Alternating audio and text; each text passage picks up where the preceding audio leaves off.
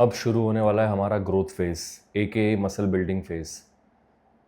Growth phase body building का सबसे important phase होता है, क्योंकि इस फेज में आप जितना भी मसल बिल्ड करोगे तो आने वाले कॉम्पिटिशन्स में या आने वाले फोटोशूट्स में या आने वाले कोई भी कट में बात कर लो, उसमें जो भी फिर आप कट करोगे यही मसल दिखेगी जो ग्रोथ फेज में आपने बिल्ड करी है या ग्रोथ फेज में over the period of time आपने गेन करी है।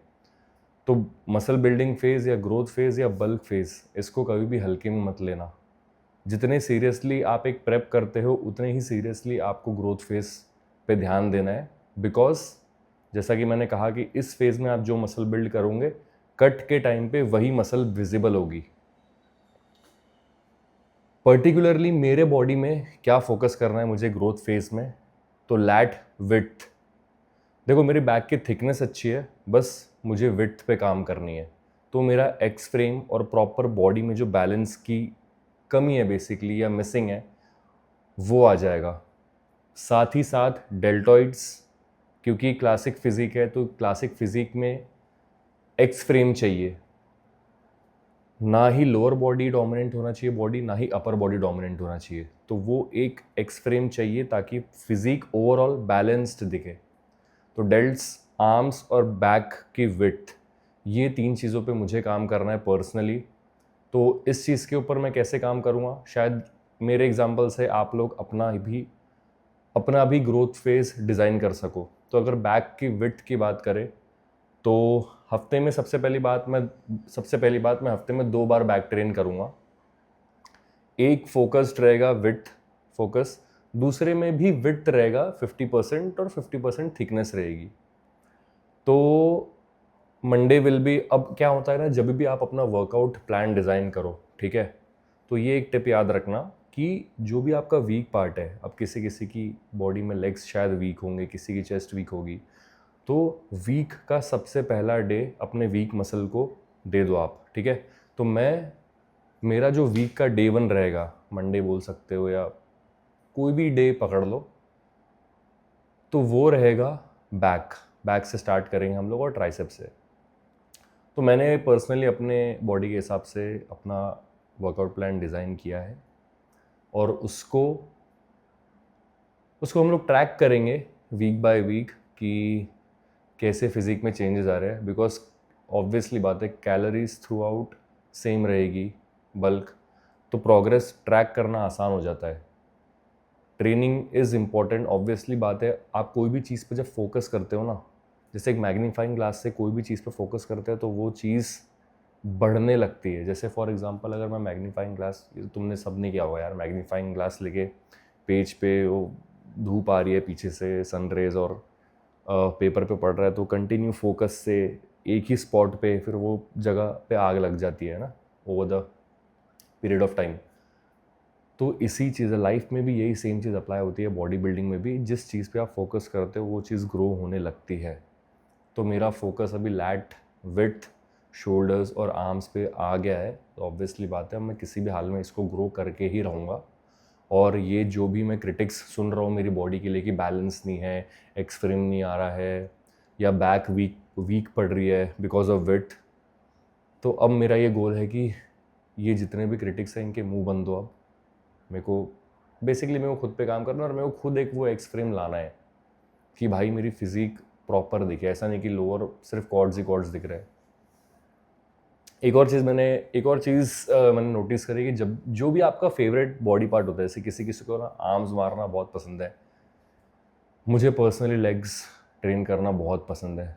स्टार्टिंग में जब शुरू किया था तब तो नफरत हो गई थी भाई, लेग्स ट्रेन करने से ऐसा लगा था कि भाई, जब पहली बार मैंने स्क्वाट्स किया था मैंने सोच लिया था कि मैं इसके बाद ज़िंदगी में कभी स्क्वाट्स नहीं करूँगा। बट धीरे धीरे वो मेरा है ऐसा कि भाई मेरे को हार्ड चीज़ों से ना प्यार हो जाता है धीरे धीरे।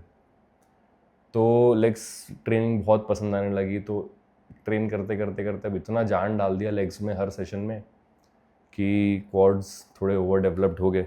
ओवर डेवलप्ड नहीं हुए, क्वाड्स बराबर ही डेवलप हुए, बट उस तरीके से मैंने अपर बॉडी को कभी उतनी इंपॉर्टेंस नहीं दी। और अपर बॉडी मैंने उतने अच्छे से, जितने मैं लेग्स ट्रेन करता हूँ जितने अच्छे से मैंने अपर बॉडी पे ध्यान नहीं दिया, ना ही मैंने उसको ट्रेन किया। तो अब मेरे को अपना फोकस जो है वो लोअर बॉडी से अपर बॉडी पे शिफ्ट करना है।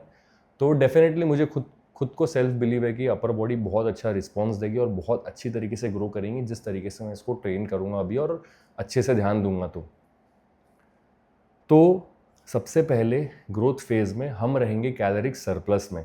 जो भी हमारी मेंटेनेंस कैलोरीज है, मेरी बॉडी को जितना जीने के लिए कैलोरीज चाहिए नॉर्मल एक्टिविटीज़ करने के लिए, फॉर एग्जांपल पकड़ लो 2000, एक एग्जांपल, तो मेरे को 2000 से ऊपर खाना है, 300 400 500 कैलोरीज, ठीक है।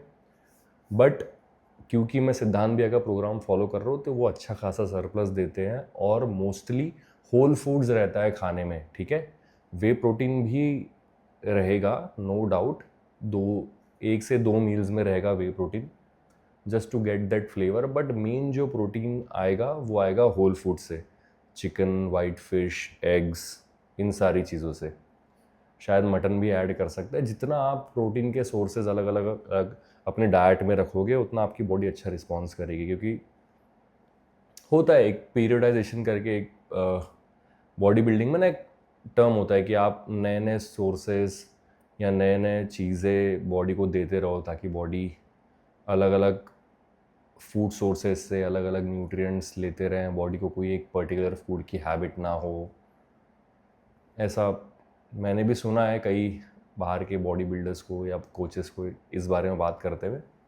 सो यस, मैं भी उस चीज़ में बिलीव करता हूँ कि हाँ, थोड़े 2-3 हर चीज़ के सोर्सेज रहे तो अच्छा है। जैसे कार्ब्स के 2-3 सोर्सेज हो गए, जैसे ओट्स हो गया, स्पगेटी हो गया, राइस हो गया, है ना। प्रोटीन के 2-3 सोर्सेज हो गए, एग्स, चिकन या फिश या मटन, या वेजिटेरियन के लिए पनीर, सोया चंक्स, ये सारी चीज़ें। तो जितने अलग अलग सोर्सेज रहें हर एक मैक्रो के लिए तो ज़्यादा बेटर है बॉडी के लिए, बॉडी अच्छे से उसको यूटिलाइज़ कर पाएंगे और हमारे लिए खाने में भी ईजी होता है। मतलब एक ही एक चीज़ बार बार खाते हो तो आप थोड़ा बोर हो जाओगे, या फिर वही वही क्या है ये चीज़, इंटरेस्ट नहीं लाएगी। बट अलग अलग सोर्सेज खाओगे, अलग अलग मील्स में अलग अलग चीज़ें रहेगी, तो you will be looking forward to having those meals basically. तो ये हम लोग सरप्लस में रहेंगे, अच्छा खासा सरप्लस रहेगा, 6 मील्स तो रहेगी बल्क में। और कार्डियो जो रहेगा हफ्ते में 2 से 3 दिन, मैं कोशिश करूँगा कि हर दिन करूँ पोस्ट वर्कआउट में, बट फास्टेड हम लोग 2 से 3 दिन करेंगे, जो कि हमारे रेस्ट डेज पे होगा।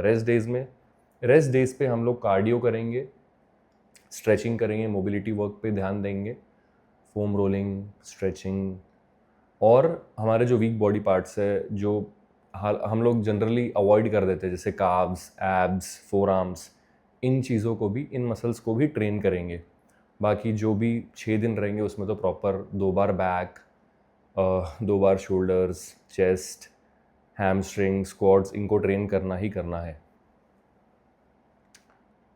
ट्रेनिंग में वॉल्यूम की अगर मैं बात करूँ तो मैं ऐसा पर्सनली बिलीव करता हूँ कि 2-3 एक्सरसाइजेस से कुछ नहीं होता है।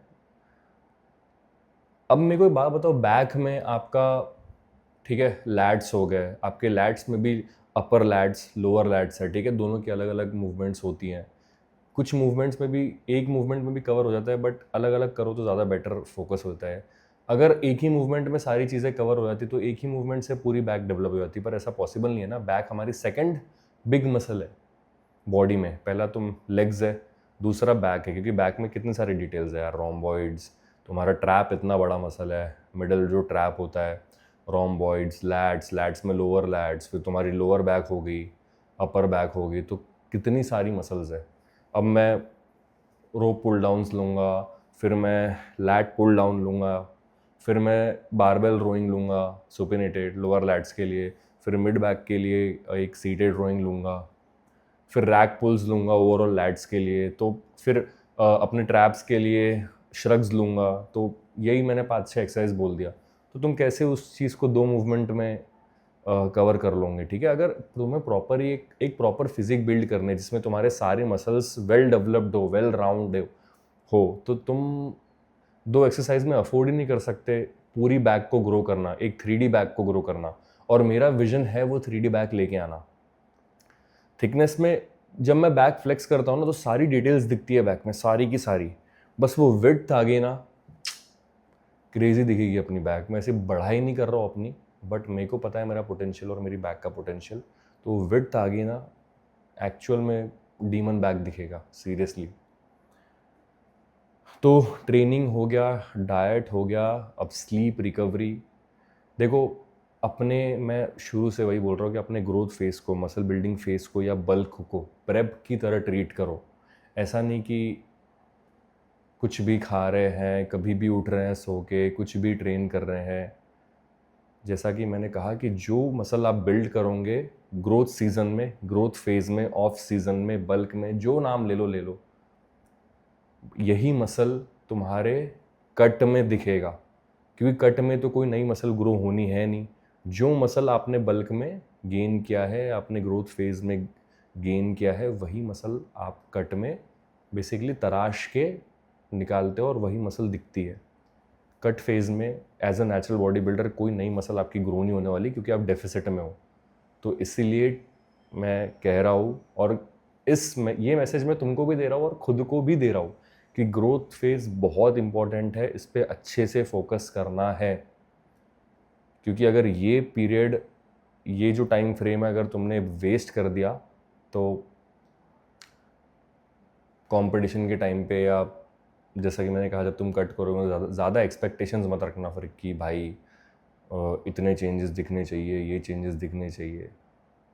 और हाँ, अब बहुत सारे लोगों का ना ये भी होता है कि भाई ग्रोथ फेज़ है, बल्क है, तो इतना खाना है, दबा के खाना है। तो उसमें ना मोटे नहीं होना है, तुम्हें एक सर्टेन बॉडी फैट मेंटेन करके चलना है।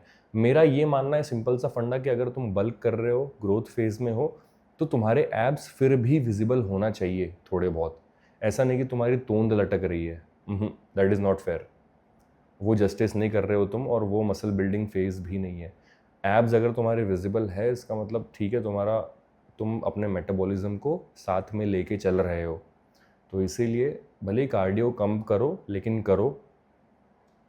क्लीन फूड से अपनी कैलोरीज लो। हाँ, थोड़ा बहुत ऐड कर सकते हो यहाँ पे, रीफीड्स वगैरह, चीट मील्स वगैरह, ठीक है, लेकिन वो भी अगर प्लान्ड रहे तो ज़्यादा बेटर है। जैसे अगर अपनी चीट मील करूँगा, तो मैं कोशिश करूँगा कि मैं उसको बैक डे पे लूँ, है ना, ताकि मुझे वो एक्स्ट्रा कैलोरीज मिल जाए। बैक अच्छे से फाड़ के ट्रेन तो करने वाला हूँ, तो वो एक्स्ट्रा कैलोरीज मिल जाएगी तो हेल्प हो जाएगी ग्रोथ में। तो मैं ऐसे सोचता हूँ, और ऐसी सोचना ही बेटर है मेरे हिसाब से। तो ये हो गया। सप्लीमेंट्स कौन कौन से लेंगे? माइक्रो न्यूट्रिएंट्स पे बहुत ध्यान देना है। ऐसा नहीं कि ग्रोथ फेज़ है तो अपना विटामिन सी, मैग्नीशियम ग्लाइसिनेट और कैल्शियम D3 सबसे इम्पॉर्टेंट। क्रिएटिन बल्क फेज़ में तो इम्पॉर्टेंट है ही, कट फेज़ में भी बहुत ज़्यादा इम्पॉर्टेंट है। तो 365 डेज़ में कहता हूँ कि ये 365 डेज सप्लीमेंट है भाई, ये वे प्रोटीन। बट क्रिएटिन बहुत इंपॉर्टेंट है, और अभी ग्रोथ फेज में मैं इसको 8 से 10 ग्राम लूँगा, क्योंकि जैसे जैसे मेरा बॉडी वेट बढ़ेगा, मेरी क्रिएटिन की रिक्वायरमेंट भी बढ़ेगी, ठीक है। तो और स्ट्रेंथ पे काम करना है, ऑब्वियसली बात है, लिफ्ट्स हैवी होगी, तो क्रिएटिन हमें अच्छा खासा लगने वाला है। तो 8 से 10 ग्राम डेली क्रिएटिन चलेगा। और थोड़ा अभी मैं क्रिएटिन को ऐसा करूँगा कि प्री में 3-4 ग्राम लूँगा और पोस्ट में 5 ग्राम। तो क्रिएटिन बहुत इंपॉर्टेंट सप्लीमेंट होने वाला है हमारे ग्रोथ फेज का।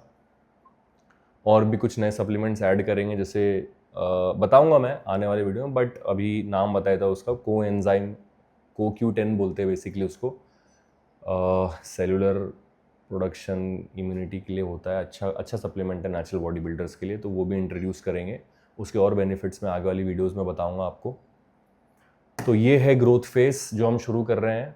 अब ग्रोथ फेज़ में मैं तुम्हें आने वाली वीडियोज़ में हर एक बॉडी पार्ट को मैं कैसे ट्रेन कर रहा हूँ, मेरा क्या स्केड्यूल है, वीक बॉडी पार्ट बेसिकली। तो ये है, ये वीडियो इंटरमीडिएट, या मैं कहूँगा कि जो लोग अपने एडवांस लिफ्टिंग में हैं उनको ज़्यादा हेल्प होगा। बट जितने भी टीनेजर्स ये वीडियो देख रहे हैं, या जितने भी बिगनर्स ये वीडियो देख रहे हैं, आपको मैं यही बोलूँगा कि स्टार्टिंग से ना हर मसल को इक्वली इंपॉर्टेंस दो। ऐसा नहीं कि अब मेरे जैसा कि लेग्स ट्रेन करना पसंद है तो भाई लेग्स में पूरा जान डाल रहे हैं, लेग्स की पूरी हफ्ते भर तैयारी कर रहे हैं और लेग्स को तोड़ रहे हैं, उसके बाद बाकी मसल्स में चलो ठीक है नॉर्मल नॉर्मल करके आ गए वापस। मतलब मैंने बाकी मसल्स को भी अच्छा ट्रेन किया है, बट उतना पैशनेटली या उतने जुनून के साथ, उतनी जान डाल के नहीं किया जितना मैं लेग्स को करता हूँ। तो ये चीज़ मैंने रियलाइज़ करी, और अब मेरे को पता है कि मेरे को बाकी मसल्स को कैसे ट्रीट करना है, स्पेशली मेरी वीक मसल्स को, जो कि है बैक विड्थ। तो मैं यही बोलूँगा कि सारी मसल्स को इक्वली इंपॉर्टेंस देना भाई फर्स्ट डे से। ऐसा नहीं कि जो मसल तुम्हें पसंद है, आर्म्स पसंद है तो आर्म्स ही आर्म्स कर रहे हो बस, शोल्डर्स पसंद है तो शोल्डर्स ही शोल्डर्स कर रहे हो, तो वो तुम्हारी फिजिक में कुछ सालों बाद दिख जाएगा कि भाई इसने ये अच्छे से ट्रेन किया है ना। फिर हम लोग बोलते हैं कि जेनेटिकली स्ट्रांग है इसके इसके इसके स्ट्रांग बॉडी पार्ट, मतलब जिसको उसने अच्छे से ट्रेन किया शिद्दत से। अब जैसे मेरे लेग्स अच्छे, तो लोग बोलते हैं कि जेनेटिकली इसके लेग्स अच्छे हैं, मतलब इसके लेग्स का स्ट्रक्चर अच्छा होगा या इसका स्ट्रांग मसल है इसलिए जल्दी जल्दी ग्रो हो गया। ऐसा नहीं है भाई, अच्छा खासा स्टिमुलस दिया है मैंने इसको, अच्छी खासी मेहनत की है मैंने लेग्स पे, और इसीलिए किया क्योंकि मेरे को बहुत पसंद है लेग्स ट्रेन करना। तो ये गलती मत करना बिगनर्स स्पेशली, अपने हर एक मसल को प्रॉपर टाइम दो, उतना ही भाव दो जितना हर एक मसल को देना चाहिए, किसी के साथ भेदभाव मत करो। तो ये है मेरा मैसेज तुम्हारे लिए ग्रोथ फेज को लेके। बाकी अगर मैंने कुछ मिस कर दिया होगा, मुझे कमेंट में एक बार बता देना कि भैया आपने ये चीज़ कवर नहीं करी ग्रोथ फेज में, या इसके बारे में कुछ कवर कर दो, तो फिर मैं उसको कवर करूँगा प्रॉपर, ठीक है। चलो कमेंट्स में अपने सारे क्वेश्चंस डाल दो, मैं उसके ऊपर अच्छा फिर नेक्स्ट वीडियो बनाऊंगा। बट अभी मेरा ये है कि जितने भी मैं बॉडी पार्ट ट्रेन करूँगा ग्रोथ फेज में, उसके ऊपर वीडियो बनाऊंगा प्रॉपर और एक्सप्लेन करूँगा हर चीज़, ठीक है। मिलते हैं अगली वीडियो में।